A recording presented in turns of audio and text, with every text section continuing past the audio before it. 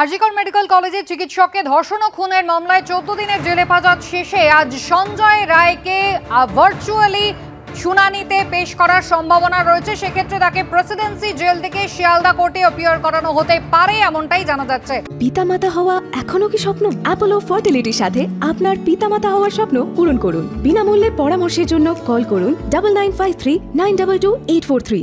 আমাদের দুই প্রতিনিধি সরাসরি রয়েছেন, আবির দত্ত এবং প্রকাশ সিনহা। প্রকাশ, সেক্ষেত্রে কি কারণে আজকে ভার্চুয়ালি পেশ করা হতে পারে সঞ্জয় রায়কে? একদমই ঠিক বললে, আজকে কিন্তু ভার্চুয়ালি শুনানি হবে, অর্থাৎ প্রেসিডেন্সি জেল থেকেই ভার্চুয়াল মাধ্যমে কোর্টে পেশ করা হবে এবং যেটা আদালত সূত্রের খবর দুপুর 2টোর পর এই মামলার শুনানি হবে। তোমার মনে থাকবে সন্দীপ ঘোষ, তাকে যেদিন আলিপুর জাজ কোর্টে তোলা হয়েছিল সেদিন কিন্তু রীতিমতো চরম বিক্ষোভ দেখানো হয়, এমনকি তাকে থাপ্পড় মারা হয়, কোর্টরুমের ভেতরে বিক্ষোভ দেখান আইনজীবীরা, এবং তারপরেই কিন্তু সিবিআই এবং জেলের তরফে সিদ্ধান্ত নেওয়া হয় যে তারা কোর্টকে জানাবে যে নিরাপত্তার কারণে তারা মনে করছেন যে সঞ্জয় রায়কে কোর্টে নিয়ে আসা একটা প্রবলেম রয়েছে, এবং এই আবেদন গৃহীত হয়েছে। সঞ্জয় রায়কে কোর্টে পেশ করা হবে না, অর্থাৎ শিয়ালদা কোর্টে আনা হচ্ছে না। আমরা কথা বলেছিলাম সঞ্জয় রায় যিনি অ্যাডভোকেট কবিতা সরকার, তিনি সঞ্জয় রায়ের সঙ্গে দেখা করতে গেছিলেন লিগাল এড ফোরামে, তিনি অ্যাডভোকেট। তিনি যেটা দাবি করছেন যে সঞ্জয় রায় তার সঙ্গে কথা বলেছে, এবং একাধিক দাবি সঞ্জয় রায়, তুমি জানো প্রথম দিন থেকে যে তথ্যটা আসছে সে কিন্তু পুরোটাই অস্বীকার করছে, একই দাবি কিন্তু আইনজীবী করছেন।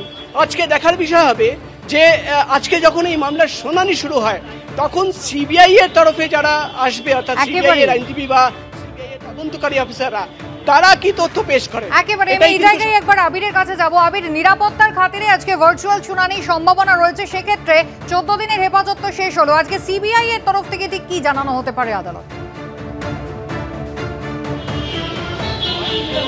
দেখো, তোমাকে জানাই যে এর আগে আমরা দেখেছি যে আরজিকরের ধর্ষণ খুনের ঘটনায় কলকাতা পুলিশের তরফ থেকে যাকে গ্রেপ্তার করা হয়েছে এই সঞ্জয় রায়, তাকে সিবিআই যখন হেফাজতে নেয় তখন কিন্তু তারা আদালতে পেশ করেছিল।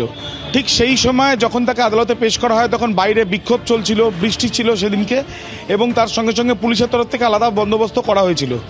কিন্তু সন্দীপ ঘোষকে যখন এসিবির মামলায়, অর্থাৎ দুর্নীতির মামলায় তাকে যখন আলিপুর আদালতে পেশ করা, সেখান থেকে যখন তাকে বার করা হয় তখন ছবিতে ধরা পড়ে যে তাকে মাথায় চড় মারা হচ্ছে, এবং এই বিষয়গুলোকে মাথায় রেখেই এই সম্ভাবনা উজ্জ্বল হচ্ছিল যে আজকে ভার্চুয়ালি সঞ্জয় রায়, এই ঘটনার অন্যতম অভিযুক্ত যাকে গ্রেপ্তার করা হয়েছিল, সেই সঞ্জয় রায় যিনি বর্তমানে প্রেসিডেন্সি জেলে রয়েছে, সেই ক্ষেত্রে তাকে কি আজকে আদৌ আনা হবে?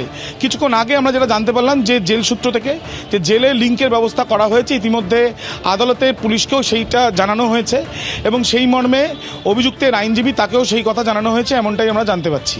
এবং আজকে 2টোর পরে যখন সওয়াল জবাব চলবে সেই সময় ভার্চুয়ালি উপস্থিত থাকবে এই সঞ্জয় রায়, এমনই সম্ভাবনার কথা জানা যাচ্ছে।